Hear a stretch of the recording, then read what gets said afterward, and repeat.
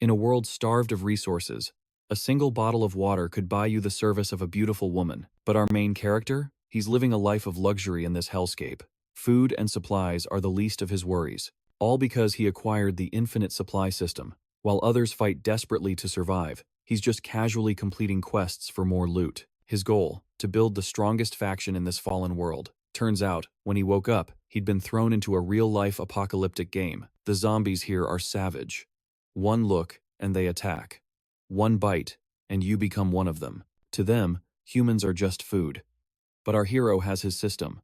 After a new quest pops up, he decides to reinforce his door for extra safety. But just then, a single red eye glares through the peephole. A split second later, the door begins to splinter under a furious assault. This thing seems to have some intelligence, as it frantically chews on the door's lock. Realizing this, our hero scrambles to the kitchen for a weapon.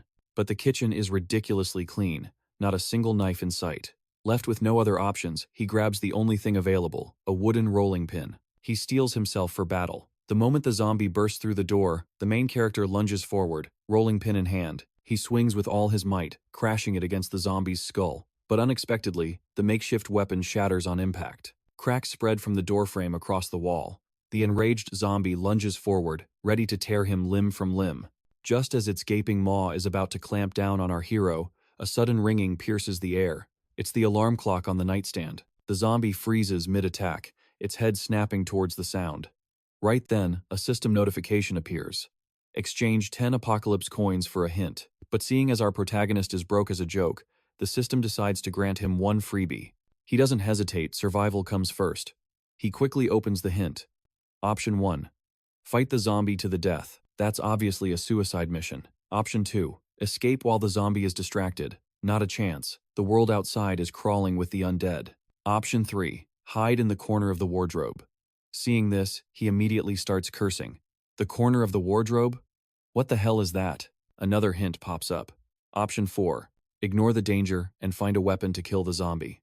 Looking at these 4 options, he feels like the system is just messing with him. Every single choice is completely useless.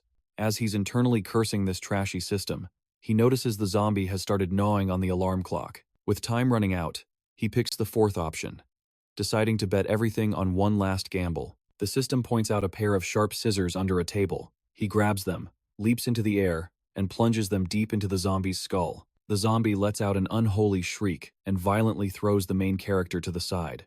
He grits his teeth, forcing himself back onto his feet. With a sickening thud, the zombie collapses right in front of Fang Yu. He can't believe it. He actually managed to kill it. A system notification chimes in. Zombie successfully eliminated. First kill reward acquired. Received. 1 piece of equipment. The powerful stats of the multi-function crossbow leave him speechless.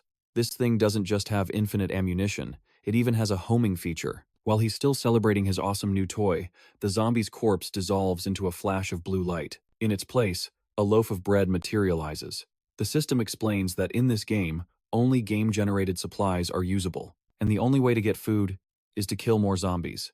The main character stares at his meager supplies, deep in thought. With resources this scarce, killing zombies is the only path to survival. Just then, the system interface appears before him again. It displays a log of everything he's experienced. Puzzled, he opens the world chat. But no one else is mentioning a golden system like his. He starts to wonder, am I the only one with this golden system? Glancing at his small stash of food, he packs up and heads out to hunt. As he cautiously surveys the hallway, the system chimes in again. Perhaps you require some important tips. Unlocking these tips will cost 5 apocalypse coins. He can't help but curse under his breath. This damn greedy system, demanding money at a time like this. The system even shoots back a sarcastic reply. Take it or leave it. After a moment of hesitation, he decides to pay the ridiculous fee. The system reveals that the 7th floor is relatively safe.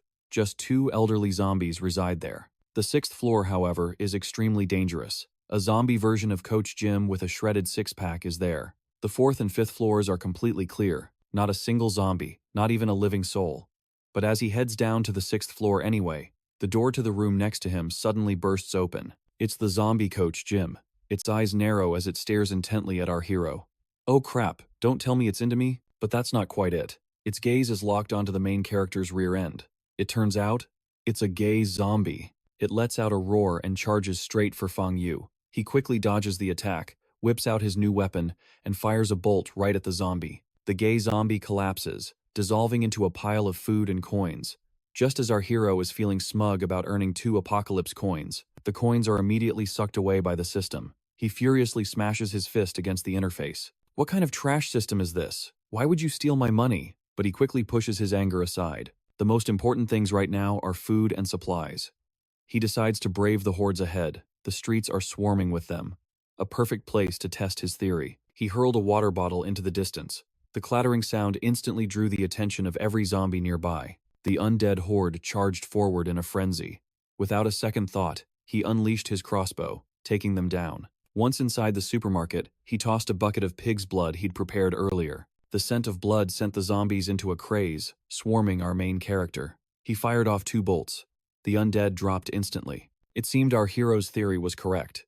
The zombies were extremely sensitive to blood and sound, and that gave him an idea. He scattered a pile of steel balls across the floor, then ducked into cover. He grabbed a remote and cranked the supermarket speakers to maximum volume. Every zombie in the area was drawn in, flooding toward his position. But he just sat calmly on a sofa, his multifunctional crossbow in hand. He unleashed a volley of bolts that rained down on the horde. Every last zombie was eliminated on the spot, dissolving into coins and food drops. Meanwhile, not too far away, a white-haired girl was drawn by the massive sound. Just as our hero finished looting the supplies, a system notification popped up. An elite-class zombie was about to appear up ahead. Taking it down would yield a massive reward. To claim that prize, he didn't hesitate to spend his points on 4 attack strategies from the system. The first option, escape through the air ducts. The second, use the weapons at hand to fight it here. The third, push himself to his absolute limit and unleash his inner power. And the fourth, high risk, high reward. Find the zombie's weak spot and go all in. He cursed under his breath. A trash system is still a trash system. Helpless, he was forced to choose the fourth option. Just like always, a new prompt appeared. To reveal the zombie's weakness, it would cost him 20 apocalypse coins. Our hero raged at the useless system. Just then, as darkness fell, the ceiling suddenly exploded. A hulking, muscular zombie dropped down from above. Our hero ducked behind a cabinet, watching in silence. The zombie unleashed a devastating strike out of nowhere. Its raw power was absolutely terrifying. To end this fight quickly, he tried to go into debt again for the zombie's weakness, but the system informed him he could only take out a loan once. What a piece of junk system, he muttered bitterly. The zombie had already pinpointed his location. With no other choice, he went for a desperate gamble, aiming his crossbow at the monster. But the elite zombie blocked the bolt with a single hand. What the hell? It could actually catch an arrow? Live to fight another day, he thought. Time to bail. But the zombie sensed Feng Yu's intent, hoisting a cabinet and hurling it at him. He used every ounce of his strength to brace for the impact. The zombie gave him no time to recover, thrusting its massive arm straight for Feng Yu. Just as he thought it was all over, a platinum blonde girl descended from above, unleashing a razor-sharp sword strike. In a flash, she severed one of the zombie's arms. Our hero stared at the girl, their eyes meeting for a moment. The zombie roared in agony from its severed limb. It then grabbed a nearby table and kicked it violently toward the girl. But she was no amateur. With a swing of her blade, she sliced the table in 2. But then, the zombie's severed arm began to regenerate. It then spewed a black, viscous fluid from its mouth. This elite zombie was definitely on another level. Anything the black fluid touched began to corrode instantly. The silver-haired girl leaped into action, her sword a blur. She landed another powerful strike on the monster's arm, then deftly dodged a spray of its toxic fluid. But the zombie's toxic barrage was relentless. The silver-haired girl couldn't evade all of it. Seizing the opening, the zombie swatted her away. Without a word, Feng Yu rushed to catch her, and the two of them crashed hard onto the floor. The silver-haired girl thanked Feng Yu. A bit awkwardly, he asked for her name. "May I ask who you are?" With the cold air of a goddess, she replied, "Lin Hanyue." Across from them, the zombie's arm had already grown back again. Suddenly, a plan sparked in Feng Yu's mind. He turned and asked to borrow some apocalypse coins from Lin Hanyue. He quickly asked the system for the creature's weakness. Blood spirit zombie. Fears fire. Legs are extremely sensitive. An attack there will cause it to panic. Feng Yu immediately shouted for Hanyue to aim for its legs. Lin Hanyue's blade became a silver streak, instantly severing its left leg. The zombie collapsed to the ground. Feng Yu fired a quick bolt, but the creature used its toxic fluid like armament hockey to block the shot. What the heck? Armament hockey. Fang Yu's mind raced, thinking back to the zombie's elemental weakness, fire. He grabbed a canister of kerosene and hurled it at the monster. Seeing just a simple container, the zombie instinctively tried to dissolve it with its acid. Our hero fired another bolt, striking the canister mid-air. The kerosene instantly ignited in a massive fireball. Flames rained down upon the burning zombie. It let out a horrifying, agonizing scream. That's when Fang Yu saw its true weak point. It turned out that after using its special ability, its right arm was left completely defenseless. Hearing this, the zombie staggered back a few steps. Lin Hanyu seemed to understand Fang Yu's plan perfectly, charging forward to press the attack. She lunged at the zombie. The creature tried to block with a steel cabinet, but Lin Hanyue gave it no quarter, unleashing a furious storm of slashes. Just then, Fang Yu tossed a lighter toward the monster. "Hey, give your grandpa a big smile." Instantly, the zombie was engulfed in flames, letting out blood-curdling screams. Seizing the opportunity, Lin Hanyue attacked the creature's legs. It immediately dropped to its knees, howling in agony. Without a moment's hesitation, Fang Yu fired an arrow straight at the zombie's head. The monster saw it coming and tried to raise its left arm to block, but Lin Hanyue was already on the move, leaping from behind to pin down its defending arm. The arrow struck true, and the zombie collapsed into the roaring fire.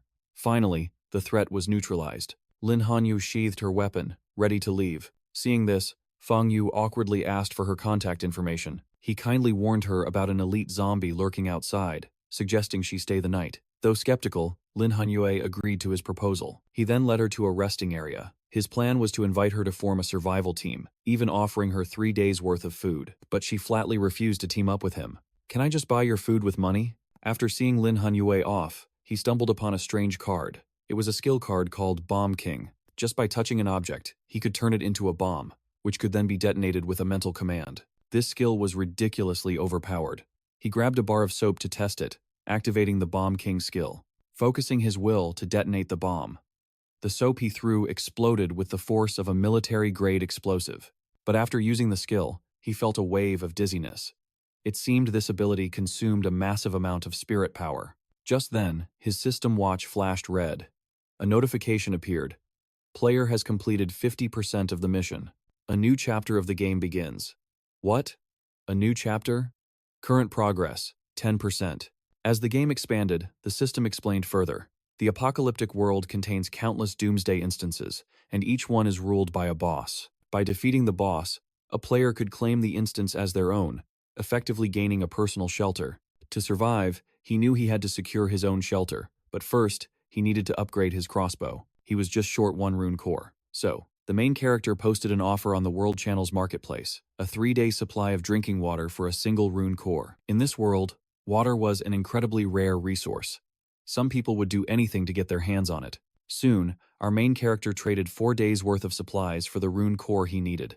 With his crossbow upgraded, the next step was obvious. He chose to explore a doomsday instance and was successfully teleported inside. He found himself inside a vehicle. He was joined by a couple named Yuan Mo, a tough-looking guy named Long Yuanba, and a young girl called Luo Li. They soon arrived at their destination. Although it was a projection, it felt just as real as the outside world. The system then announced their first mission: find the sealed doomsday gate within the city. The group was baffled. In a city this massive, where could they even begin to look? But our main character's eyes were drawn to a map. It had various colored symbols, and the roads formed a complex network. He noticed they all converged to form a distinct area, and that area was shaped exactly like a door. As they headed towards the location, another survivor, Fang Gu, suddenly screamed at the main character, "Watch out!" Something was rushing toward him at incredible speed. Damn it, not enough time to draw my crossbow. But just then, Long Yuanba's arm transformed into a massive shield, blocking the attack. It was a mutated bat. The creature then unleashed a sonic wave directly at our main character's arrow. The arrow instantly shattered into dust. What? It can even break things like that. Long Yuanba slammed his shield into the ground, sending a shower of rocks and debris flying at the bat. Then, a green projectile struck the creature. Its movements immediately began to slow down.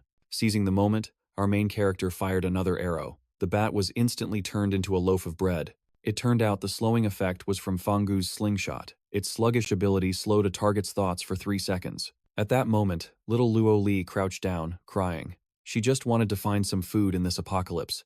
never expecting to find monsters here too. Seeing this, our main character handed her the loaf of bread and invited her to join them. Just then, our protagonist stared into the darkness ahead.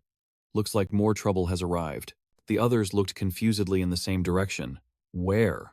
I don't see anything. In truth, he was looking at his personal system interface. A notification warned that doomsday creatures were approaching. Spend points for a hint? The main character scoffed at the system. Are you even reliable? The next second, a massive swarm of mutated bats descended upon them. Long Yuanba quickly raised his energy shield to block the onslaught. But with so many bats, even Long Yuanba's defense was being pushed to its limit. We can't hold them back much longer.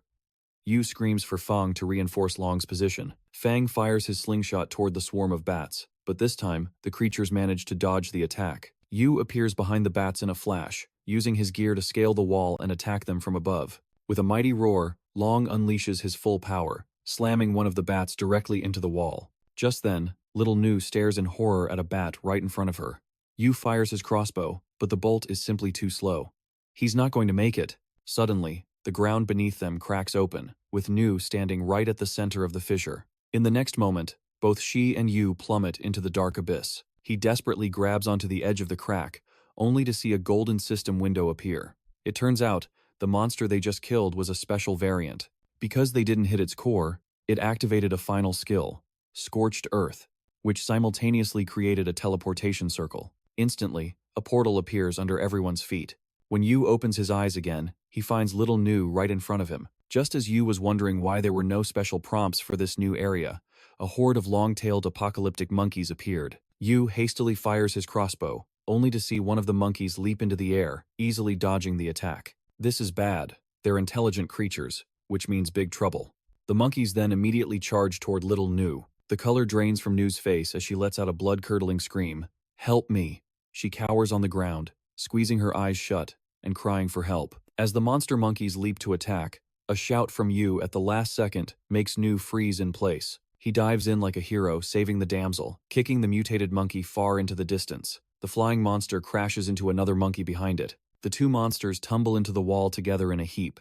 The impact was so great it could have knocked their souls right out of their bodies. The two monsters groan as they slowly dematerialize. Yu absorbs their souls into his bracelet and says, "Definitely dead." The system announces he's obtained 10 apocalyptic coins and 1 special item. He then kneels, offering his hand to Nu. He feigns concern, trying to help her up. Are you okay? Lucky for us, you ran out and caught its attention. Yu grins, showing off 10 missing teeth as he encourages her. The two of us make a great team. Nu's face is completely frozen as she stares at him. She can't believe her eyes, thinking to herself, he clearly pushed me out there as bait. This man is terrifying. How can he lie with such a straight face? And so, Nu brushes herself off and stands up, replying to Yu, I'm fine. It's good that I could help you, Yu. He gives her a sideways glance, smirking as he thinks to himself, you'd better contribute.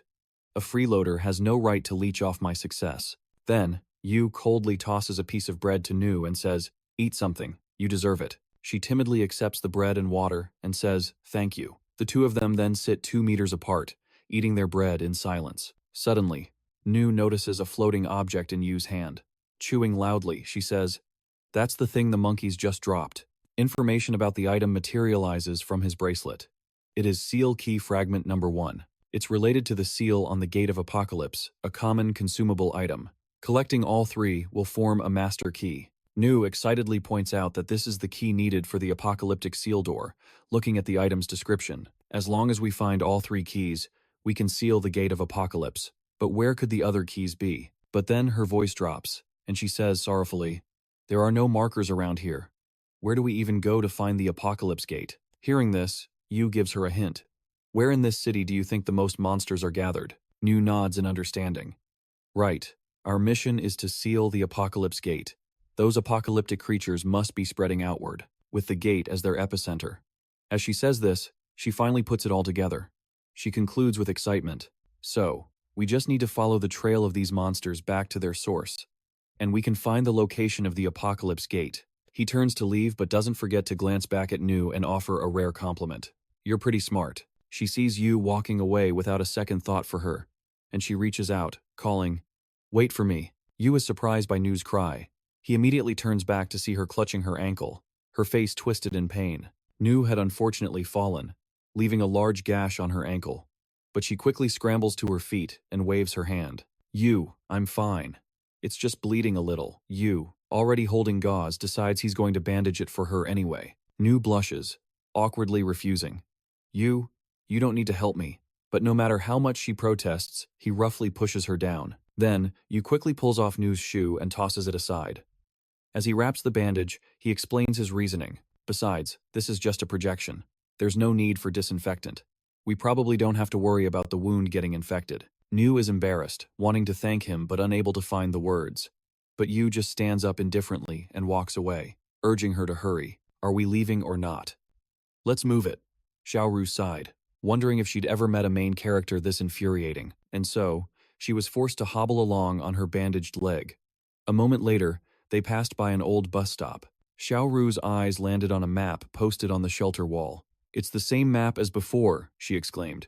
Leo carefully studied the routes, realizing their strange teleportation was a blessing in disguise. This detour actually saved us a much longer trip. If we head north for about 1 more kilometer, but suddenly, a deafening crash echoed from somewhere nearby. Leo's head snapped toward the sound. That's the sound of a fight. I'm checking it out. He took off at full speed, leaving a bewildered Xiaoru to limp along behind him. Directly ahead, a hulking giant was pummeling Yuan Ba. Leo raised his crossbow, a knot of worry in his stomach. My slowing crossbow. Is it completely useless against this thing? It seems to be pure muscle, with no real thought behind it.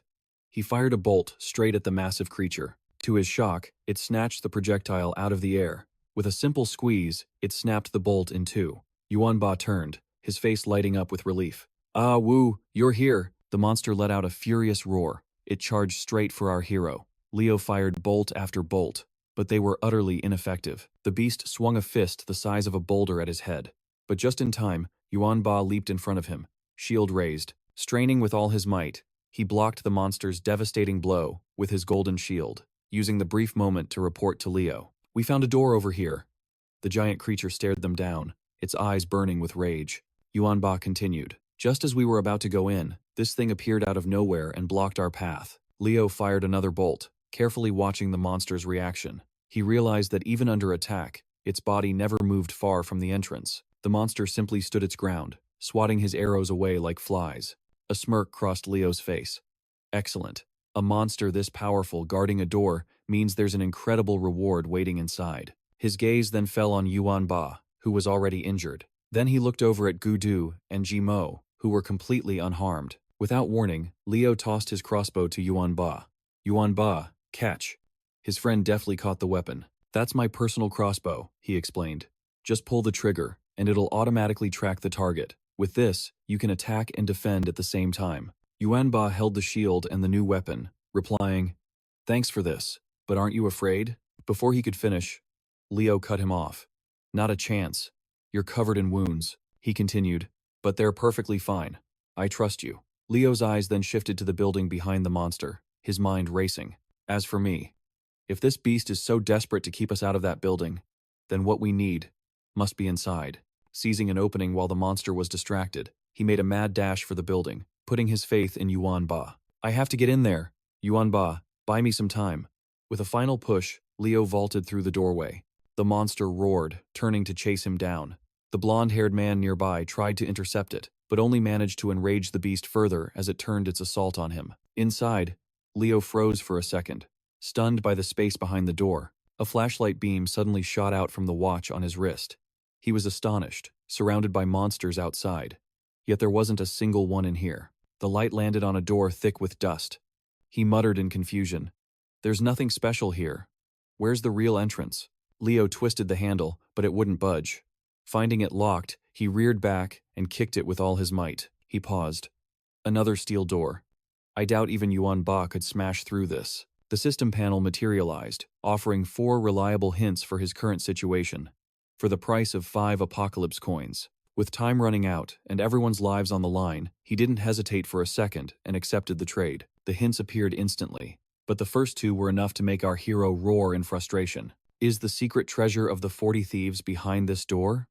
The final 2 hints then materialized below. The system suggested using a key or 2 steel wires to open the door. He could also spend another 5 apocalypse coins to delete 1 hint. After reviewing all 4 options, he decided to select the third hint. The system informed him the key was to the left of the door, in the third drawer from the top. He pulled the drawer open, and just as promised, the key was sitting right there. He slid it into the keyhole on the heavy door. Leo slowly pushed the door open, shining his light inside. Before him was a magic circle, and floating above it was a creature emitting a faint red glow. The system identified it as the energy core of some entity, an entity that was currently in a weakened state. Leo stroked his chin, considering the facts. Thinking about that locked door, there's no way that monster outside could have done it, right? He reached his hand toward the floating creature. His fingers gently closed around it. Then, with a powerful squeeze, he shattered the core into countless pieces. At that very same moment, the giant monster outside was relentlessly attacking the blonde-haired man. He strained with all his might, the veins on his face bulging under the pressure. Blocked, the monster roared in fury. It balled a massive fist, raising it high, before slamming it down with crushing force onto the blonde man's head. He held the shield steady, blood spraying from his nose. He was at his limit, but suddenly, the monster let out a horrifying shriek as its body began to shrink. A voice from behind caught the blonde man's attention. "Sorry to keep you all waiting," he grinned, tossing a crossbow to our hero, who expertly snatched the glowing bolt from the air, draining its crucial energy. The main character aimed the crossbow at the weakened beast. The bolt pierced straight through its head, and just like that, it dissolved into nothingness. He glanced at the watch on his wrist. Let's see what dropped. A brown rectangular block materialized, leaving him utterly confused. With the battle over, everyone breathed a sigh of relief. Gudu wondered why the monster had suddenly shriveled. The newcomer pointed to a door behind them. That circle was holding its energy core, and a moment ago I crushed it. The hero also found a consumable item, a key related to the seal on the Doomsday Gate. The blonde man looked astonished, while Gudu was thrilled. They only needed 2 more fragments to complete the main clue quest. The main character replied nonchalantly, "We only need 1 more. I already have another fragment on me." Hearing this, Zemo's eyes sparkled with joy, excited to finally get out. But contrary to her excitement, the hero's tone was grim. Good. Because everything was going far too smoothly. He felt something was terribly wrong. Just then, the blonde man realized that if the monster hadn't actively attacked them, they would have never found it in the first place. Gudu figured it was just the system's monster update, and urged everyone to find the Doomsday Gate quickly. Suddenly, the blonde man's gaze locked onto something. He pointed at the black smoke rising behind the main character. As the smoke cleared, the Doomsday Gate was revealed in a flash, and the system updated once more. The main objective: seal the Doomsday Gate. Find 3 fragments to forge the sealing key. Zemo couldn't help but marvel at the gate's terrifying magnificence. She turned to the others. "Let's hurry and find the third key. We need to seal that gate." From within the portal, a wicked laugh echoed. A mummified monster, wrapped head to toe in bandages, slowly emerged, baring its razor-sharp teeth. "So, you hold the key fragments. Scheming to seal our great gate." The monster's grotesque hand reached for the hero's party. "You will all be buried here." Sensing the immense danger, Long Yuanba shouted for everyone to fall back. The main character was baffled. Why was this creature just standing there, spouting such meaningless nonsense? He asked. "Think you can retract the light shield?" Long Yuanba cried out in alarm. "Brother Wu, be careful," the hero reassured him. "This is nothing. Pretty much every monster I've faced so far has been completely outclassed." His eyes scanned the creature as he asked with genuine curiosity, "What is your real purpose in stopping us here?" The hero casually placed a hand on its shoulder, a playful look on his face. "Right, buddy?" The mummy trembled at his touch. Refusing to let up, the hero pressed on.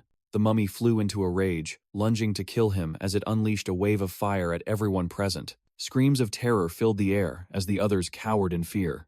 Long Yuanba tried his best to fight back, but the power was overwhelming. Realizing the truth, he yelled, "Don't move, this is just an illusion." The main character just watched in silence, helpless as the creature slipped away right before his very eyes. Our hero stepped forward to investigate. Why would a creature like that risk its life to fight here? The mummy refused to surrender, shouting threats instead. "If you wish to seal our king, you must first prove you are worthy." It then summoned a swarm of clones, trying to overwhelm the hero. Seeing this, Long Yuanba charged forward, ready to pummel it into dust. But the one he struck simply fell apart like a dummy before reappearing elsewhere, completely unharmed. The main character just smirked at the cheap trick. Long Yuanba worried they couldn't possibly destroy them all. Fangudu also spoke up, desperate to help. The hero sighed, turning them all down. A system notification appeared, stating he'd tried his best, but a corpse was blocking the back entrance. Without dealing with it, he couldn't reach the Doomsday Gate. The system then asked, "Would you like to purchase a reliable hint?" The main character nodded. The system immediately pinpointed the mummy's real body, but the mummy, totally unaware it had been exposed, continued to brag, certain that its master would make the hero pay. The main character approached the real body, sneering, "Thanks for the intel." He grabbed it by the throat, hissing, "You have 5 seconds to hold on." With a single move, he easily crushed the mummy to the ground. In disbelief, the creature could only demand an answer. How? How did you see through to my real body? The hero was completely confident in his skills. "I could pick out the one man in a forest of beautiful women. Just go and die," he cursed. But suddenly, a strange laugh echoed through the air as the corpse instantly transformed into a wailing demoness, crying out in agony. Seeing her expression, the main character paused his attack. A murmur went through the crowd as he hesitated. The seemingly helpless zombie looked up shyly, asking, "Big brother, can you help me up?" But her allies saw her signal and lunged forward once more. The main character simply pulled out a brick, planning to end this without wasting any precious energy stones. The creature was so stunned it couldn't even react. A brick slammed directly into its skull. With the path cleared, a new system notification popped up. A new feature was unlocked, offering a way to earn combined currency. He immediately put it to use. At last, the final seal key appeared. This was the item needed to seal the demonic gate. The main character stretched his arms and legs, calmly stating, "All right, that's taken care of." Long Yuamba stared in awe, amazed by the strange brick. The system immediately updated its description. This was a magic brick, complete with an enchantment. It's just an ordinary brick until a mage awakens it. Sensing their curiosity, he explained it was a reward for finishing off that last monster. Fangudu couldn't help but feel a pang of jealousy. The main character already had 2 incredible items. Long Yuanba reasoned that they'd all be dead without him, so he deserved the reward.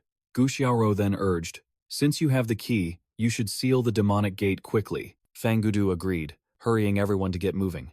As the group prepared to leave, a portal ripped open before them. A horde of demonic beasts charged out, ready to attack. Fangudu panicked at the sight of the escaping monsters. Gu Xiaoro shouted an order, "Hurry up and seal it now," but the main character calmly stopped them. "I know you're all in a rush, but don't be." He then turned, his voice dropping low. "The little act you've been putting on. It's time for the curtain to fall." The others looked on, completely bewildered. Xiaoro put on a terrified expression, pleading with him to seal the gate immediately, but he had already seen through her deception. Realizing her act was up, Xiaoro could only click her tongue in annoyance. From the gate, countless more monsters with razor-sharp fangs poured out. With no other choice, she finally revealed her true form. Her performance was nearly flawless, but the main character had been suspicious of her from the very start. The blonde man was still completely lost. The main character pointed at Xiaoro, explaining, "She isn't the real Gu Xiaoro. In fact," he continued, "the real Gu Xiaoro might have never been with us at all." The blonde man's mind reeled, unable to process the shocking truth. According to him, she had manipulated the system's name display from the start to impersonate Xiaoro. Xiaoro let out a wicked grin. Just as he'd deduced, she was one of the 6-star generals serving under the Chaos Demon King. She was Fula, one of the 4 guardians of the Azure Dragon King, and her true form was finally revealed. His suspicion began way back when the bus screeched to a halt. In a flashback, he remembers trying to sidestep her, but some unseen force still made her fall right into his arms. Fula scoffed, claiming it was a perfectly normal reaction for a helpless damsel. "But you threw yourself at someone the moment we met." My guy radar went off immediately. A flicker of doubt crossed Fula's face. "That's why you used your own sister as bait for the monster, isn't it?" On top of that, Fula had another suspicious trait. She kept getting rewards that increased her survival rate, despite never using a single piece of equipment or any item. It didn't matter if she fought back when monsters attacked, she was always fine. All of that was more than enough proof that something was seriously wrong with her. His next words sent Fula into a rage. "Luckily for me, you just exposed yourself. Saved me the trouble of guessing." She ground her teeth in fury, still unable to comprehend how he knew the seal key was compromised. The main character tossed the key in his hand, explaining it to Fula. He then snatched it from the air. Besides, what kind of seal needs a key to unseal it? In a flash, he was right in front of Fula, pressing the key against her throat. Gudu broke out in a cold sweat. He nervously asked what would happen if the key was actually used. The main character answered with an unnerving smile still on his face. "It's simple. The seal would be broken." As he spoke, The key began to glow with a brilliant golden light. Its true purpose is to shatter the seal on the demonic gate and release something terrible. Fula smiled, revealing her sharp fangs. She lunged toward him with lightning speed. In an instant, the key was gone from his grasp. Fula clutched the key and rushed for the demonic gate. She openly admitted to using him all along. A savage, triumphant grin spread across her face. Even after losing the key, the main character was calm enough to taunt her. Fula's triumphant smile instantly vanished. Our master, the Azure Dragon King, allowed the Lord God to seal him away willingly. The main character's brow furrowed. The Lord God? In Fula's mind, the only reason their group made it this far was because of the power granted by this so-called Lord God. His eyebrows knitted together in realization. So, the Lord God is the system. Fula confirmed that the Lord God had made a deal with her people, and for the sake of their tribe, the great demon lord and the other masters willingly accepted the seal. Even now, the main character couldn't grasp the ultimate goal of this game. What was the purpose of the system's deal in the first place? He wondered what kind of deal she'd struck with the creatures of the apocalypse, and he was dying to know the details of their pact. Fula shrieked, "Enough! I don't owe you humans any answers." With that, she lunged toward the door, desperate to break the seal. But the main character's expression remained completely unfazed. The key was inches from the lock, but Fula found herself unable to move another step. His chilling composure sent a wave of doubt through her mind. But the hesitation was fleeting. The key slid into the apocalyptic gate. Seeing this, Gudu's group collapsed to the ground in despair. Our hero smiled cryptically. That's right, it's over. Gudu's face was now a mask of pure, hopeless gloom. The main character gave a thumbs up. Time for the real fireworks. His finger pressed down, activating Killer Prince. The key suddenly ripped itself from the lock. A violent wave of power erupted from the gate, blasting Fula backward. She screamed in utter despair. No, Lord Qinglong. The key shattered into 1,000 pieces, and the apocalyptic gate vanished without a trace. The blonde-haired man was in total shock, while Gudu was simply frozen by the impossible sight. Our hero stood proudly, hands on his hips, all according to plan. Suddenly, a voice echoed, "The key is gone." At those words, desperation filled Yuanba's eyes. How are we supposed to get through now? The main character turned to explain the true purpose of their mission. He explained that this was why they might encounter escaped creatures from the apocalypse. As he finished, his gaze drifted to Fula, lying motionless on the ground. A sinister grin crossed his face. Their powers have been sealed, so their only purpose was to lead us to the key. And then, it hit him. Their mission wasn't to use the key, it was to destroy it. Long Yuanba stared in disbelief.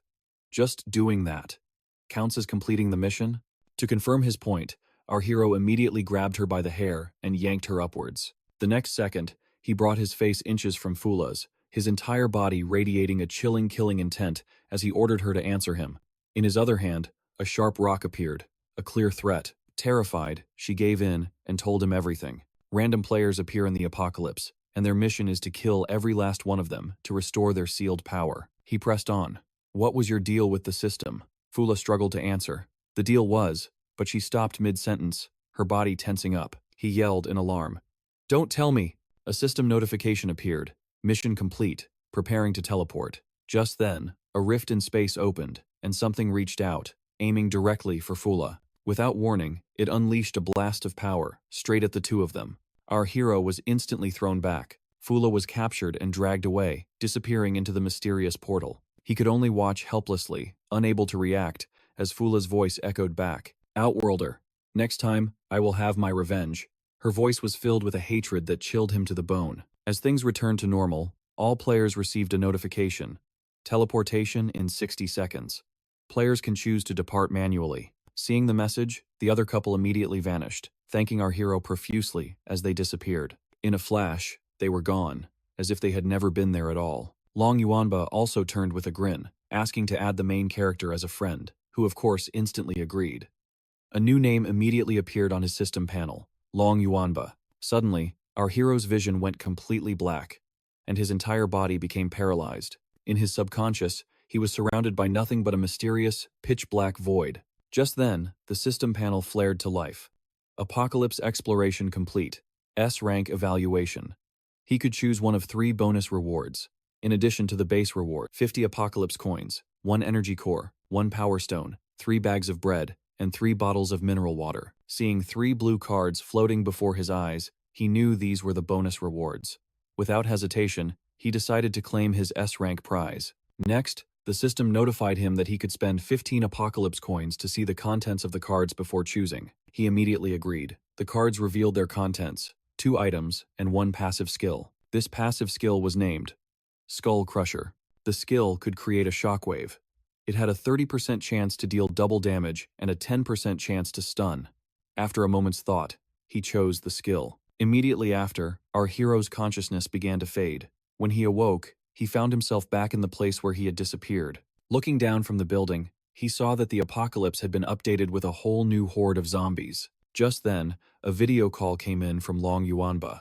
After accepting, he saw Long Yuanba lounging comfortably in a chair. He immediately recognized where our hero was. Getting straight to the point, he reminded the main character to check his rewards, because everyone gets different prizes based on their mission evaluation. Just then, a sudden noise erupted from his end. Long Yuanba gave a hasty farewell and prepared to hang up. The main character knew the situation was critical, so he didn't waste words, offering a quick "be careful" before ending the call. Remembering Long Yuanba's advice, he immediately opened the system interface to check his rewards.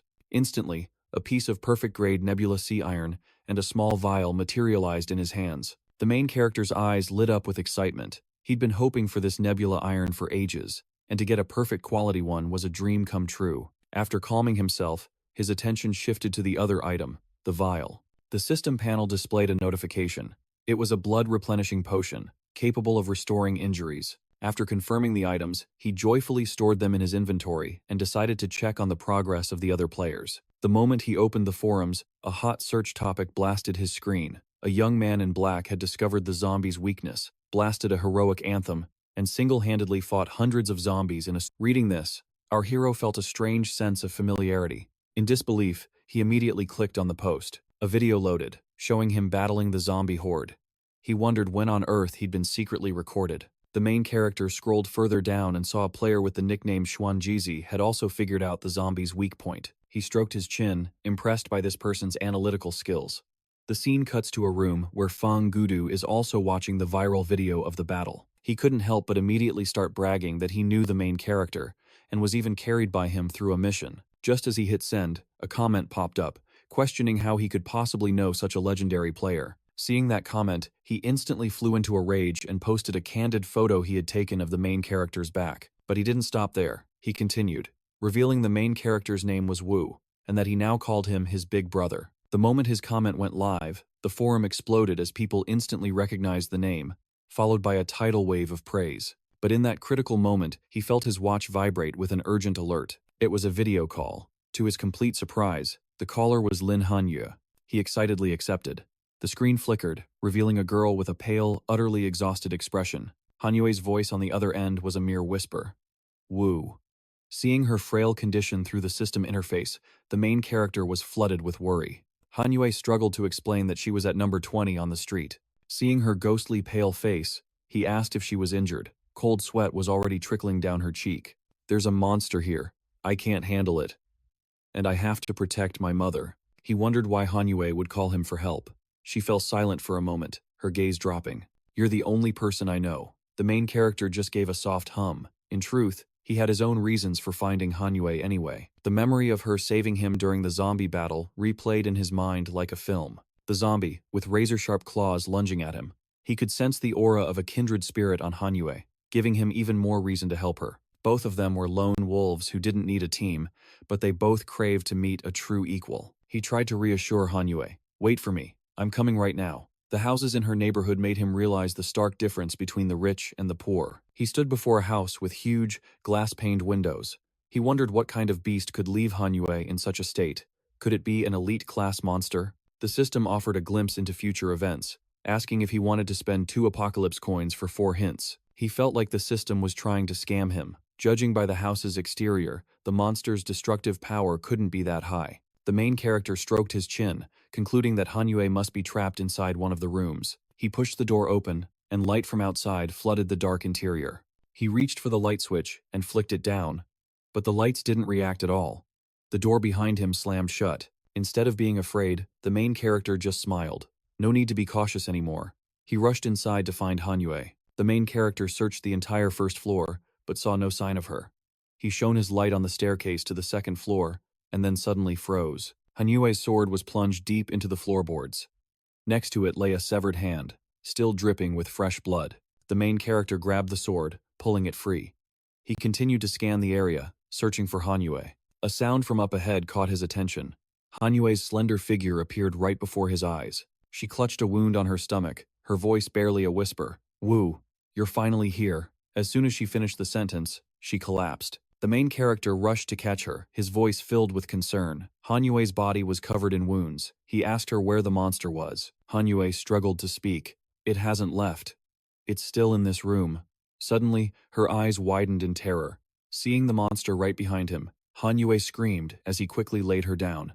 Model, the hunt for the monster was on. The moment Jin turned to leave, Hanyue's lips twisted into a smirk. In a flash, the sword on the floor flew into her hand as she lunged, striking at him. The blade aimed straight for his head. Acting on pure instinct, he whipped out a brick and threw his arm up, blocking the blow. The move left Hanyue utterly stunned. His voice dripped with sarcasm. "So impatient.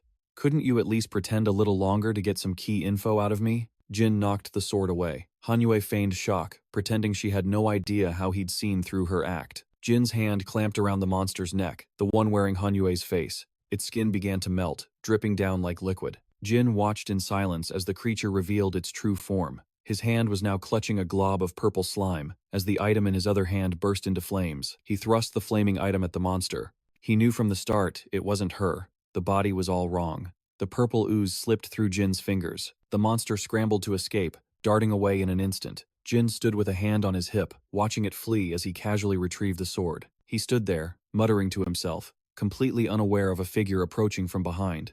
A voice called out, "What's wrong with my body?" The words froze Jin in his tracks. Slowly, he turned his head toward the sound. Hanyue, who had appeared out of nowhere, staggered forward. She eyed him suspiciously.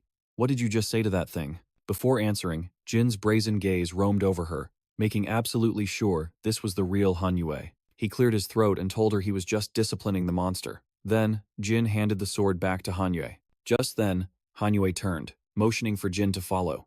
He trailed her to a room where a woman was curled up on the bed. He asked in surprise, "Is that your mother?" Hanyue just gave a quiet hum, pulling the blanket up over the woman. She recounted the story of how her father was killed by zombies, right in front of her mother. Hearing this, Jin's brow furrowed slightly, a flicker of empathy in his eyes. Hanyue stared into the distance. She had avenged her father, but her mother would never be the same. This suddenly made him recall a few key details. Ever since he'd met Hanyue, he'd never seen a truly human expression on her face or sensed any emotional shift from her at all. He rummaged through his bag and pulled out a potion vial, something designed to restore health, and offered it to Hanyue. Without a second thought, she immediately drank it. The potion worked wonders. Her wounds healed in an instant. Just moments later, every trace of the battle had vanished from her body. Hanyue handed the rest of the potion back to Jin, with a soft word of thanks. As he took it, he asked what had happened, and what she needed his help with. Hanyue explained that the monster had taken his form and appeared inside her house. This shocked Jin. How could the monster have shapeshifted into him without ever having seen him? She quietly confirmed it. In a low voice, Hanyue began her story about a supply run she'd made in the apocalyptic world. Shortly after she returned to the real world, she found Jin already inside her house. Caught off guard, she was ambushed by the monster. Though it wounded her in the stomach, she managed to slice off its arm. All the while, Jin was focused on Hanyue's newfound ability to articulate herself. Hanyue continued her intense story. After she cut off its arm, the monster didn't retreat. It transformed into a strange object and rushed into her mother's room. Fearing for her mother's safety, Hanyue couldn't even grab her sword to give chase. She sank down by the door, completely drained. Now Jin finally understood why Hanyue had sought him out for help. He sat down on the red sofa and began a serious lecture about humanity in the apocalypse. He looked up and asked her, "If I hadn't come to help, what would you have done?" The question left Hanyue speechless. After a moment, she realized she had no other options. But even so, Hanyue insisted she knew for sure he would come save her. Hearing that single sentence instantly lifted his spirits. He thought to himself, "Ever since I was born, people have always kept their distance from me. For that reason, he'd never once considered himself a good person." With that thought, Jin ran a hand through his hair and sighed helplessly. "I really have to hand it to you." But he also warned Hanyue not to place her hopes on others in the future. Jin's expression turned dead serious. "In this world, you can't trust anyone but yourself. Tapping his fingers on the table, he probed for information about the strange item Han Yue had received. She stared blankly. How did you know? Jin laid out his reasoning. First, if the monster's goal was murder, it would have targeted your mother. Second, the creature wasn't confident it could actually kill you. He put himself in the monster's shoes, concluding it came here to devour a life force, not to commit a simple murder. And finally, Jin deduced, the monster was drawn here by some kind of object that you're carrying. The main character's mind raced. The monster's timing was too perfect. It didn't show up before, it didn't show up after. It appeared the moment she returned from the apocalypse. This thing was clearly, it was trying to blackmail him, using her as a pawn. Han Yue could only listen in silence as he laid out his theory. She had brought something back from that hellscape, something that had lured the monster here. Knowing she couldn't hide it any longer, she finally revealed the item. It was a strange artifact she'd recovered from the wasteland. It was a perfect sphere. Even the system could only identify its name, offering no clue about its quality or function. Han Yue handed the Star of Gauchen to the main character. He looked at her skeptically. Don't tell me you brought this back just because it looked pretty. For a moment, she fell deep into thought. Her reaction was so adorable. The main character screamed internally. Suddenly, an idea struck Han Yue. If I give the stone to the monster, she wondered, do you think it will leave? The main character's face twisted at her sudden change of topic. He shot straight to his feet. He absolutely refused to hand over the Star of Gauchen. Instead, he picked up a brick, determined to give the monster his most personal and brutal greeting. He told her to stay and protect his mother, then turned to leave without another word. Han Yue thanked him, reminding him to be careful. He paused, as if remembering something, and looked back. That's right, he said. He suggested they create a secret signal to prove their identities. For his part, he would tap his left shoulder 3 times with his right hand, then pull out the brick and say, 1, 2, 3, 4, 5, and she would tap her right shoulder with her left hand. He added, if you really want to thank me, give me 20 apocalypse coins. With that, the main character stepped out of the room. As he walked, he called out, System prompt. Give me intel on the monster. But a notification popped up on the system screen. He needed to spend 40 apocalypse coins for the reminder, which made him so mad. He couldn't help but flip a not-so-friendly finger at the system.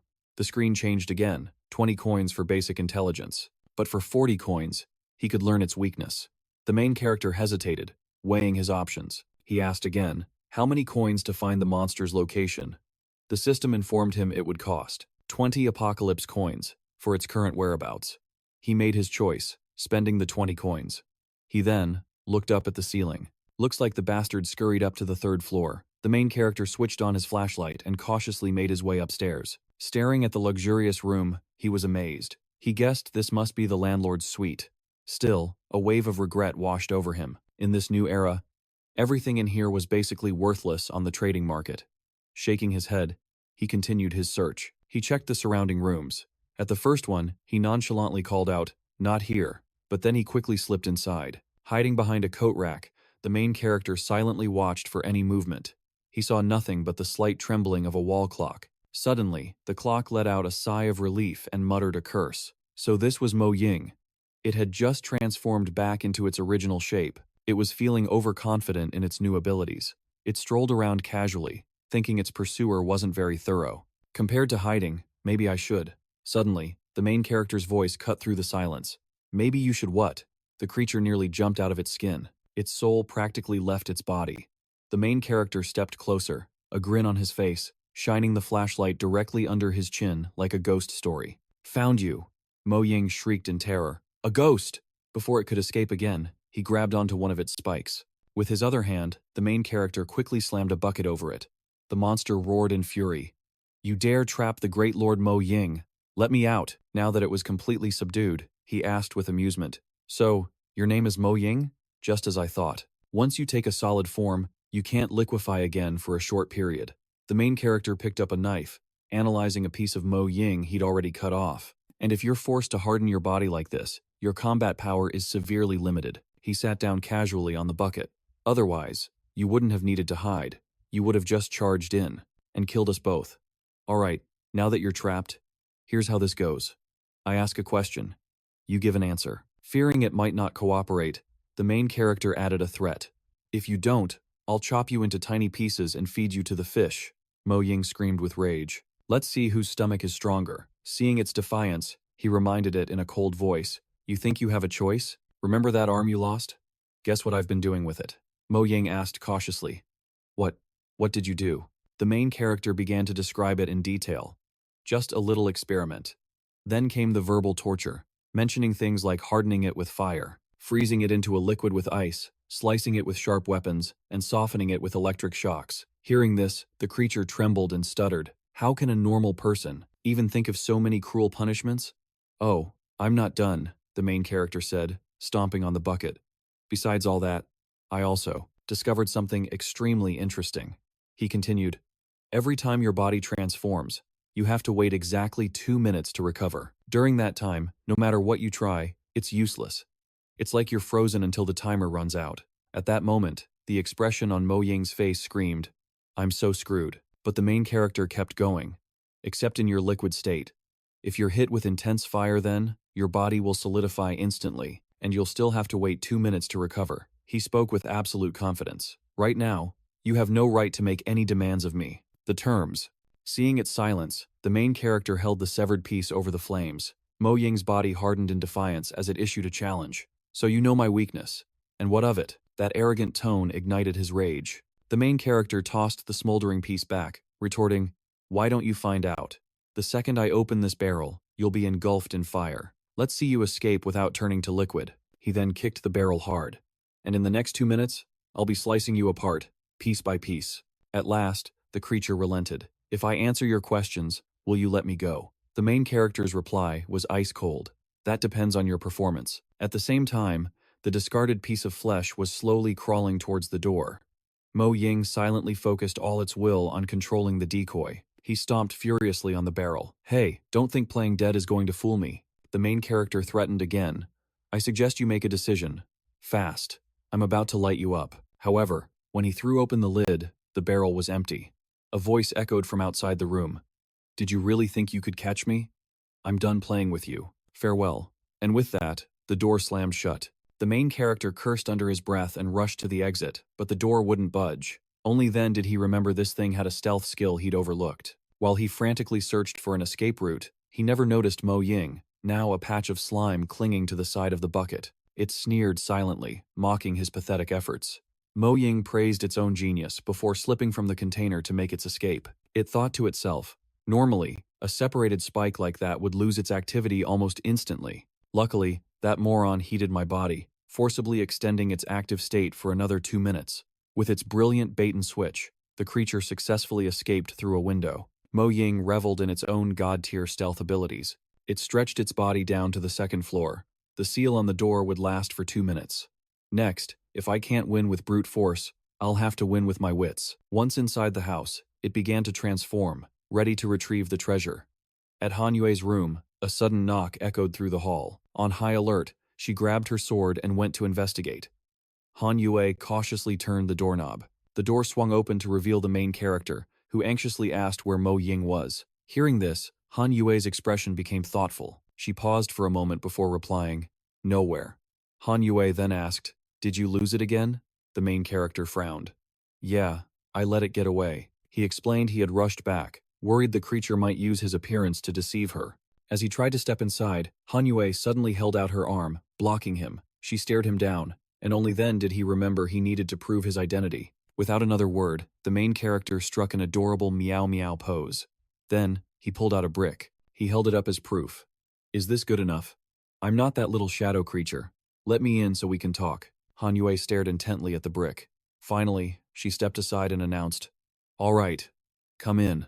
As its goal was achieved, a sinister smile spread across the main character's face. It turned out, this was Mo Ying in disguise. After proving its identity, it stepped confidently into the room. Then, Mo Ying turned back, giving Han Yue a knowing look she instantly recognized.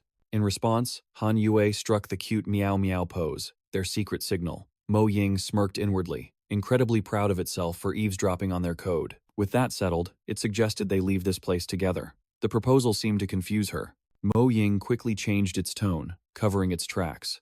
I know what I thought before, but after facing that thing, I realize it's much harder to deal with than I expected. Let's call this a strategic withdrawal. Once we get to an open road, if that thing dares to follow, I have a way to catch it. Han Yue seemed to be persuaded by this logic. All right, I'll follow your lead. She began to pack her backpack. Mo Ying stood to one side, carefully observing Han Yue's every action. The moment she put the jade-green orb into her bag, its eyes lit up with excitement. That's it, my white moonlight. Mo Ying smoothly approached Han Yue with an offer. Wait, Miss Lin, let me. You go take care of your mother. Hearing this, she immediately agreed. Han Yue then handed her bag over to the creature. Having achieved its goal, Mo Ying let out a satisfied smirk. But when it opened the bag, it found nothing but miscellaneous junk. Mo Ying demanded in shock. Where is the ore? It frantically searched the bag. It was clearly in here. Just then, Han Yue's voice cut in. Are you looking for this? She was standing right behind it, holding the ore firmly in her hand. The moment Mo Ying's eyes locked on, a sword flashed out with the speed of light. Mo Ying had no time to react and took the full force of the attack. Its fake body instantly reverted to its original form, melting into a puddle of liquid. Mo Ying seethed with rage, hastily changing back to its true shape. It scrambled towards the door in a desperate attempt to escape. Han Yue simply watched its pathetic actions in silence. Her sword blazed to life, ready to strike at any moment. With just 2 slashes from Han Yue, the room was engulfed in flames. The creature was instantly sliced in 2 in a single beat. Now, Mo Ying was nothing but a tiny nub without arms or legs. It was terrified. It had no idea how she knew its weakness. Suddenly, the main character's familiar, taunting voice echoed out. Just surrender to modern technology. Even without a phone these days, a simple wristwatch can do the trick. He'd been standing right outside the door the whole time, declaring loudly, "The era has changed, my lord." Realizing it had been tricked, Mo Ying furiously transformed into a ball of spikes. It shot into the air, rocketing straight towards our hero, but before it could do anything, it was instantly diced into 8 pieces. With a cold, expressionless face, Han Yue had attacked flawlessly. Only then did Mo Ying realize the signal was a trap meant just for it. The main character smirked, mocking its foolishness. Finally, Mo Ying accepted defeat, but it refused to submit. A fiery resolve burned within Mo Ying, ready to sacrifice everything for the great Lord Jingzhe. Suddenly, the main character knelt down, patting its shoulder reassuringly. Surviving this long couldn't have been easy. Answer a few of my questions, and I guarantee you can leave safely. I won't lift. Mo Ying angrily recoiled, snarling, "Don't try to trick or threaten me. I am not like you humans, and I will never betray Lord Jingzhe." Our hero continued to persuade it. "If you possess intelligence, then you must also have feelings." He pressed on. "Do you know what's most important to an intelligent life form?" The creature asked back curiously. "What is it?" "Fear," the main character answered. He raised a brick, grabbing Mo Ying and threatening it, but the stubborn creature insisted it wasn't afraid. In the next second, the main character smashed the brick right into Mo Ying's face. Its face was twisted out of shape, but it still refused to talk. This time, our hero switched to a flaming brick. He unleashed a relentless barrage of strikes on Mo Ying, making it scream in agony. The main character gritted his teeth, putting all his strength into the attack. This technique, when applied to a monster's head, sends shockwaves through its entire body, causing intense pain even without sensory nerves. After the full-body beatdown, Mo Ying finally surrendered. The hero immediately began the interrogation. Name, gender, identity. Mo Ying answered everything. Mo Ying was one of Lord Jingzhe's most capable generals. The main character's voice boomed. "And who is this Lord Jingzhe?" It trembled as it replied, "He is my creator." He cut it off. "Is that what I asked you?" Mo Ying quickly corrected itself. "Lord Jingzhe is one of the 4 guardians of a mysterious great lord.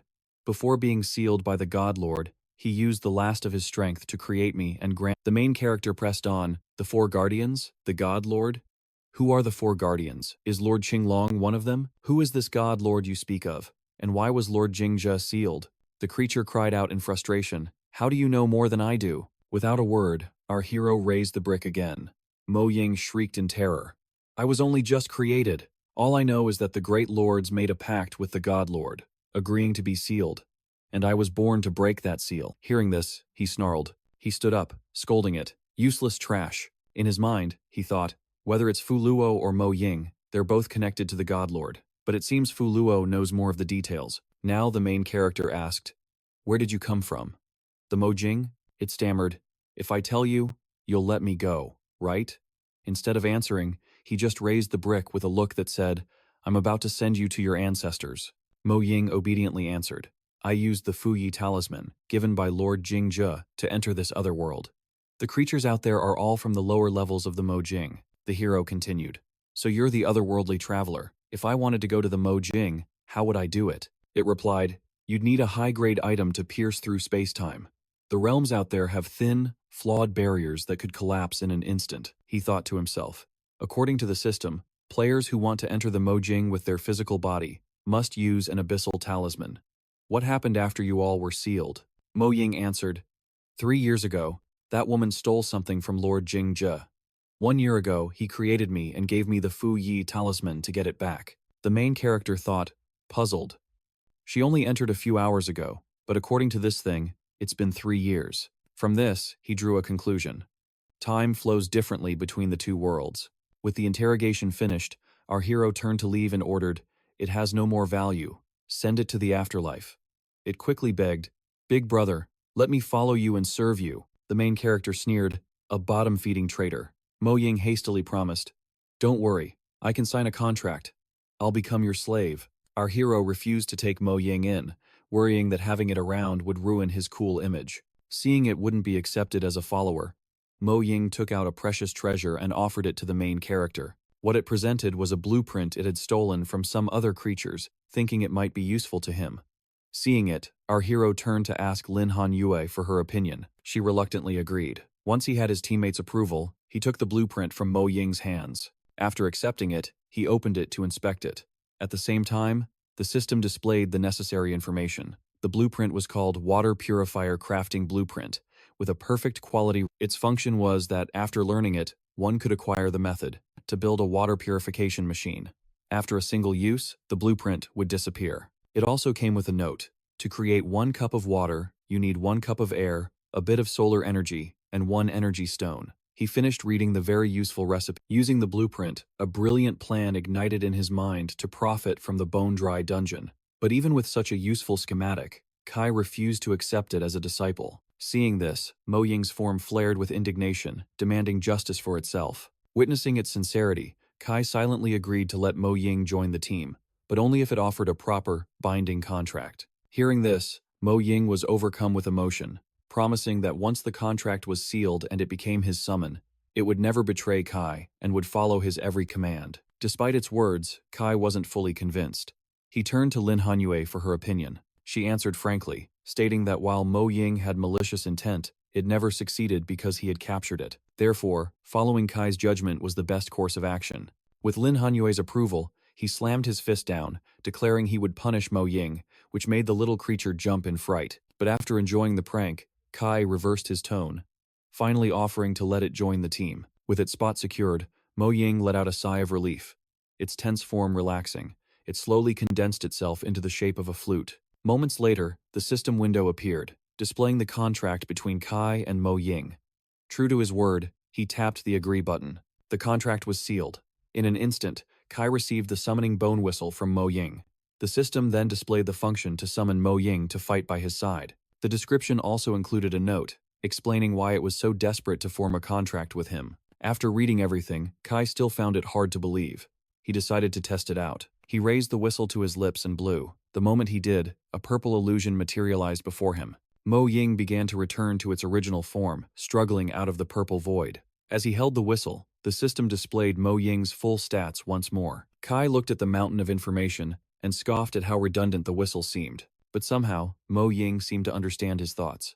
It took the time to explain why the bone whistle was a necessary first step for a full summon. Just then, the system revealed the hidden abilities lurking within Mo Ying's dark form. The first was shadow morphing. The second, mind reading, allowed it to see the familiar forms within a creature's memory. The third was sealing. This last ability finally explained how it could read Kai's thoughts so clearly. Now understanding Mo Ying's true nature, Kai offered it some cheerful words of encouragement. The creature leaped for joy, asking for guidance from its new boss. After collecting his fill of rewards from Lin Han, Kai started pondering the nature of these creatures and the ultimate purpose of the system. He then gave Mo Ying the command to leave. Turning back to Lin Han, he informed her of his departure. He scratched his head guiltily, but promised to share a portion of the profits with her once he built the water generator from Mo Ying's blueprint. Lin Han was deeply grateful for Kai's help. As thanks, she offered him 30 times the doomsday currency and 5 times the energy cores. Even though he had helped her, the dazzling fortune made him feel cheap, like some kind of gigolo. There was no way he'd let his pride as a man be thrown to the dogs. Kai tried to politely refuse the deadly temptation of the money. Seeing his discomfort, the valiant Miss Lin skillfully changed the subject to getting some rest. Kai glanced around the tiny room, his eyes landing on the single bed, a wave of confusion washing over him. Noticing his bewildered expression, she quickly guided him to the adjacent guest room. As a master of saving face, Kai quickly recovered and slipped through the door into the other room. The next morning, after hearing Mo Ying's report, he made sure to pass the intel to Lin Hanyue. Wei Jingze wouldn't be bothering them anymore. She tried to make him stay, but the supermarket crew was waiting for his return. Before leaving, Kai promised Lin Hanyue they would meet again someday. She couldn't hold him back any longer, and so she said her farewell. Kai watched her figure disappear behind the door, a strange hesitation in his heart. It was then he realized she was a lot like him. Back at Shu's supermarket, Kai sat on a crate and checked his system. The system notified him of a threefold increase in energy cores from a successful translation. The crafting station showed the completed water generator blueprint, along with its function, consumption, and it needed energy cores and glass cores. Kai searched for glass cores, but nothing appeared. He instantly knew it was a special crafting material. The trading interface now showed bread prices had doubled, while mineral water had remained the same, and there was a new demand for either a Dark Abyss space core or a Crimson Monarch glass core. Reading this, Kai felt a sense of déjà vu, as if he'd seen this option before. As if on cue, the system displayed a new feature. Players could now proceed after completing exploration. If a player had enough mental strength, they could enter the Doomsday Duel to complete the mission. Within the Doomsday Duel, players had to defeat their opponent's projection to increase their own combat power. After reading the rules, Kai immediately accepted the challenge. He checked his inventory, a level 7 ability core, 44 Demon Sun coins, 103 out of 200 fragments of a C-rank galaxy meteorite, and his currently equipped spirit boots. He also had 2 weapons and 3 skills at his disposal. But with plenty of time left on the clock, our hero coolly tore open a pack of bread and started eating. He'd barely taken a few bites when a duel request suddenly flashed before his eyes. Confirmation accepted. The system announced a 2 versus 2 team battle and began loading the main character into the arena. He slung on his backpack, annoyed at the thought of being dragged down by a clueless teammate. As the transfer completed, the ground began to tremble violently. The intense shaking forced the main character to keep his eyes shut during the teleport. A moment later, he arrived and took in his surroundings. Before him stretched a vast, empty desert. Then, a massive scaled tiger loomed into view, its sheer size and terrifying power stunning him into silence. The scaled tiger slammed one of its massive, sharp-clawed paws into the sand, letting out an ear-splitting roar that shook the very dunes. It then charged forward like a freight train, its ferocious growls adding a primal terror to the desolate wasteland. But from beneath the sands, a giant python erupted. Sand cascaded from its body, revealing its enormous and fearsome head. It bared its fangs, threatening the other beast, then lunged with its jaws wide open, aiming to swallow its opponent whole. But it wasn't going to be that easy. The tiger instantly countered, landing a perfect, staggering blow. Watching the epic clash from above, our hero muttered to himself, "Am I supposed to just watch them fight all day?" As the battle raged on, a massive whirlwind suddenly appeared, speeding towards them from the distance. In a flash, the cyclone was upon them. Both colossal monsters were swallowed up without a trace in the blink of an eye. The main character was horrified by the sheer strangeness of this place, from the mysterious shadow in the sky to the existence of such monsters. All at once, the gravity around him disappeared. He was thrown into a panic by this sudden, disorienting shift. He was teleported to another location. Before he could even regain his composure, a main quest notification appeared. The objective: defeat the enemy team and claim victory in the duel. Just then, a contemptuous voice spoke from right behind him. "Just another useless newbie," it sneered. He whipped around to see who it was. The girl was fuming, complaining that last time she got a lucky break, but now the system had saddled her with a complete scrub for a teammate. Our hero was speechless when he saw that his partner was none other than Gu Xiaorou. The arrogant Gu Xiaorou pointed her iron mace at him, ordering him to hurry up and deal with the other 2 players so they could get this over with. Annoyed, the main character reluctantly followed her, and so, he found himself trudging through the vast desert right behind Gu Xiaorou. It wasn't long before Gu Xiaorou's notoriously bad sense of direction kicked in. She hesitated, awkwardly asking him which way they should go. He had no choice but to take the lead, informing her that they were likely in the southwest region of the desert. He explained that heading north would lead them to some old ruins, which was the most likely place to find the other 2 players.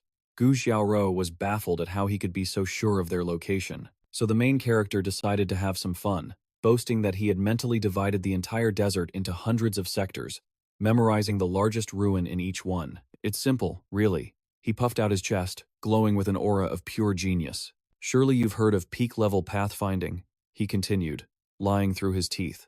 With enough practice, anyone can do it. Gu Xiaoro made a hilariously confused face. What in the world was this guy talking about? But then, she suddenly clasped her hands together, sincerely apologizing for her rude behavior earlier. She explained that she was just angry because her previous newbie teammates had caused her to lose miserably. Even when she was matched again, she still failed. That's how she ended up here, with basically zero experience. Hearing this, our hero grew suspicious. How could she fail to clear even a single instance before? Getting impatient with his silence, Gu Xiaoro gestured with her mace, urging him to get moving. Suddenly, our hero remembered something he'd noticed earlier. That prefix, before your ID. Is that part of your name? Gu Xiaoro had no idea. The system just slapped it on there and wouldn't let her remove it. The main character immediately began to speculate.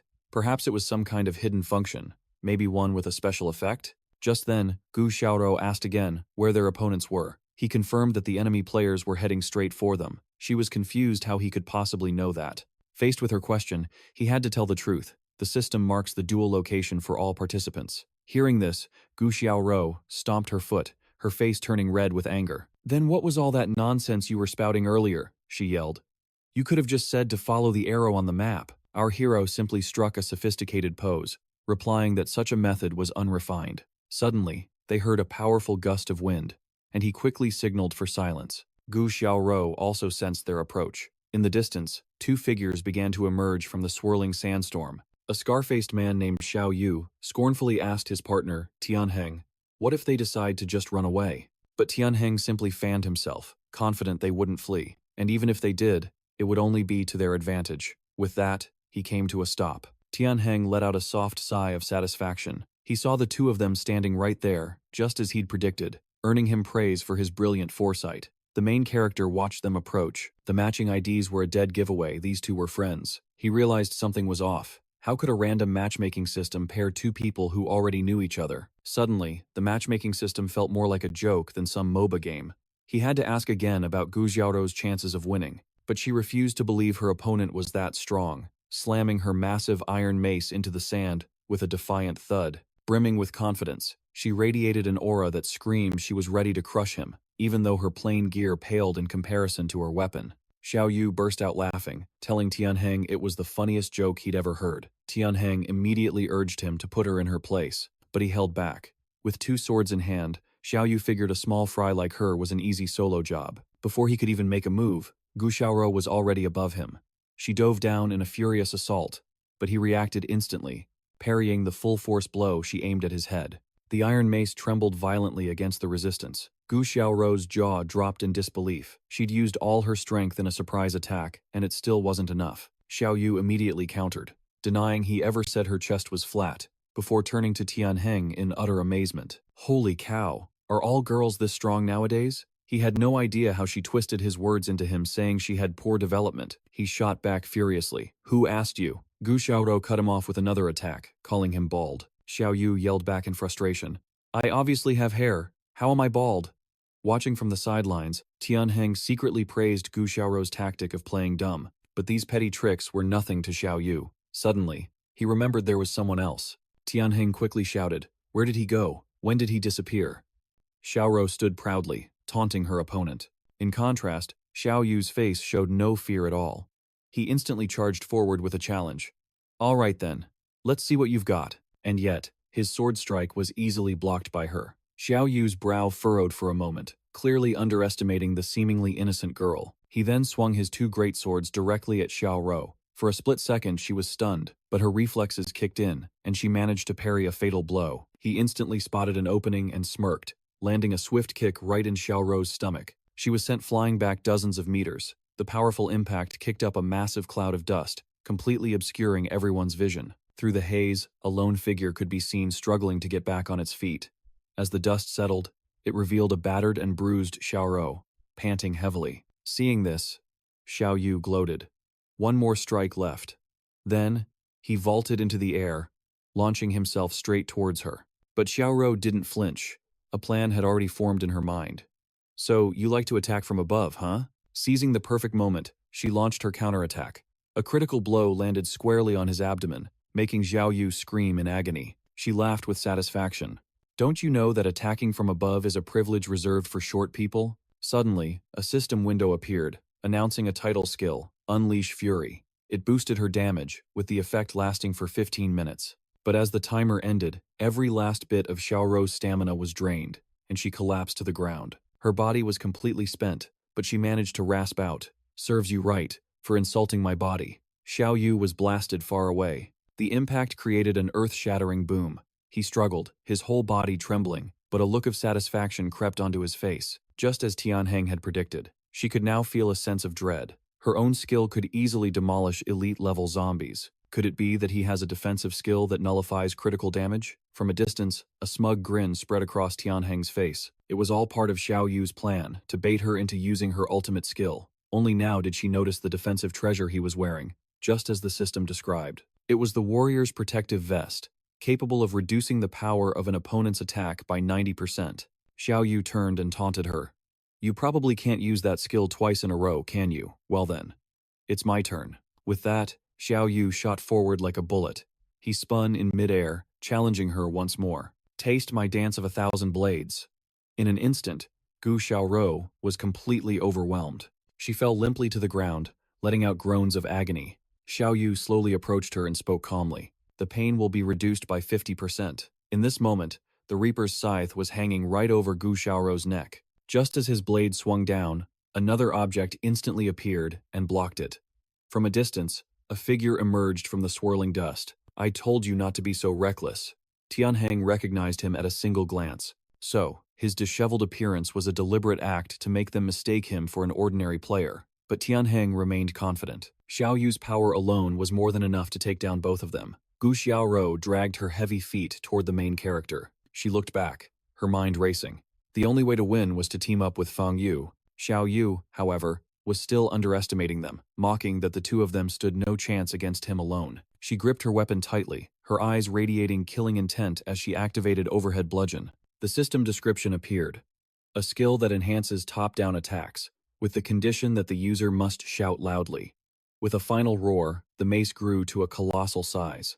Xiao Yu leaped up. What kind of physique could withstand that blow? He instantly reacted, preparing to block, his mind racing to predict the skills Xiao Hu would use. But his prediction was wrong. As her mace came crashing down, Xiao Wu felt an absolutely crushing weight. He barely blocked it, panic flashing in his eyes. How could this be possible? From a distance, the main character unleashed a volley of arrows at Xiao Wu. His plan was to restrict the enemy's movement, ensuring their victory. Every single shot was calculated with deadly precision. An arrow pierced right through the man's leg, and blood erupted like a crimson rain. Seeing this, a thrill surged through Xiaohu. "We did it." But before they could celebrate, a system notification appeared.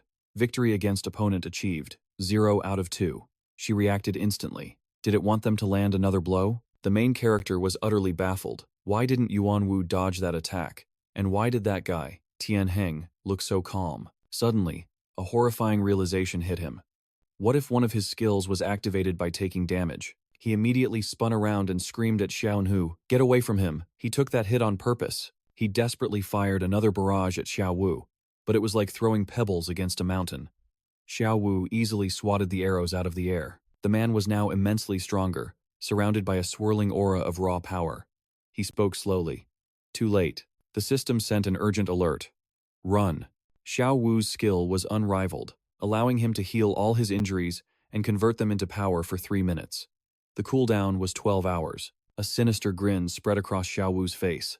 They were the first to ever force him to use this skill. Xiao Nu cautiously sized up his new form, her guard raised. His power and speed had skyrocketed, making it nearly impossible for her to move. A cold dread crept into her heart. She knew this was a battle she couldn't win. Suddenly, she heard the main character's voice shouting, "Don't give up." Hearing his words, Xiao Nu's fighting spirit flared. Could it be that he had a plan to stop Yuan Wu? But the reality of the situation only brought her more disappointment. When did he start hiding behind a rock just to cheer her on? She exploded in anger. "If friendly fire wasn't a thing, I'd smash your head in first." A glint of fierce determination shone in her eyes. "I don't have the word surrender in my dictionary." she declared. But he immediately shot back, "That's 2 words." Xiao Nu scowled. What a waste of breath. Without another word, she charged toward the massive figure. But Xiao Wu stopped her dead with just one hand. His massive greatsword nearly sliced her staff completely in 2. Xiao Wu applied more pressure, his voice dripping with arrogance. "The outcome is already decided. Just accept your defeat." While he was distracted, a blue light flashed through the air. From a distance, a volley of arrows shot straight toward Xiao Wu, but the result was the same. He effortlessly sliced every arrow in half. Xiao Nu seized the opportunity, escaping his grasp and silently thanking her teammate. It seems that guy isn't completely useless after all. He glared at the main character from the corner of his eye, a vein throbbing on his forehead. What an annoying fly. He then saw Xiao Nu had already leaped back to create some distance. The main character seemed to realize something and quickly signaled to her. "A skill this powerful can't last long. If we just defend ourselves, we'll have a chance." Xiao Wu didn't bother to hide it, admitting it outright. "You're not wrong." He raised his 2 greatswords, explaining that his skill's effect indeed only lasted for 3 minutes. But Xiao Wu was certain of one thing, that they wouldn't even survive for 30 seconds. With that, he slammed his blades into the ground, sending a violent shockwave tearing through the earth. Xiao Nu quickly leaped into the air to avoid the impact. He continued to taunt her as the massive dust cloud began to settle. Suddenly, his figure emerged from within the dust, and the 2 of them clashed with incredible force. She struggled to speak. "Just a bald brute. You dare look down on me?" The victory in this clash belonged to Xiao Nu. She successfully sent Xiao Wu flying. He was thrown backward, slamming hard into the dusty ground. But in return, her own body had suffered heavy damage. After Xiao Wu fell, his weapon was knocked far away. He struggled to his feet, amazed she could push him this far in such a desperate situation. Xiao Nu lay panting on the ground, stubbornly replying, "I haven't lost yet." Xiao Wu quickly stood up and rushed toward her. But Xiao Nu had exhausted all her strength. Before his very eyes, her body began to dematerialize. A system notification chimed. "Xiao Nu is out." His gaze immediately shifted to another corner.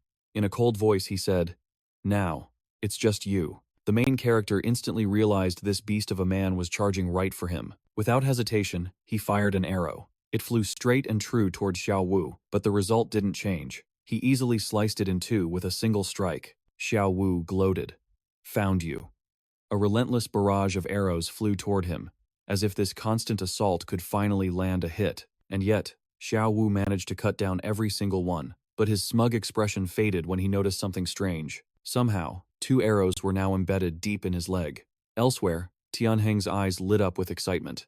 Even for a shadow clone, what kind of man willingly walks into an all-female hospital? But those first arrows were just a feint. The real assault was yet to come. However, an attack like that did nothing to shake Xiao Yu's spirit. With a single swing of his greatsword, he effortlessly shattered the stone pillars around him. They crashed to the ground with a deafening roar, instantly blanketing the area in a thick cloud of dust. When the dust finally began to settle, the main character was long gone. He yelled from afar, "Only an idiot would stand there and take that hit." Xiao Yu roared in fury, "You're not getting away." With that, he immediately gave chase. The main character tried to calm himself. He just needed to stall until his enemy's power ran out. Nearby, Tianheng could only let out a long sigh. Suddenly, the main character slammed face first into a transparent wall. He collapsed to the ground, looking around in utter confusion. A smug voice rang out. "Being able to push Xiao Yu this far, I have to admit, that's beyond my expectations." Our hero stumbled against the fan in Tianheng's hand, and a system notification suddenly appeared. It was the Wind Spirit Dance fan. Though its attack power is weak, it can create a protective barrier that lasts for a full 2 minutes. He let out a smirk, and in the next second, he spread his arms and leaned back. The main character was now lying on the ground. Xiao Yu stood over him, his greatsword raised high, radiating pure killing intent as he swung it straight down. A cruel grin spread across his face. Time to die. But he quickly realized something was terribly wrong. Wait. The feeling in his hands. It's not right. The massive blade passed straight through the main character's body. His form dissolved into sludge, which then morphed into a strange, dark shadow. From a distance, a voice called out, "That was a powerful blow. But you've left yourself wide open." Xiao Yu flinched. This was not good. When had he appeared next to Tianheng? The main character pressed an arrowhead to his temple, a triumphant smile spreading across his face.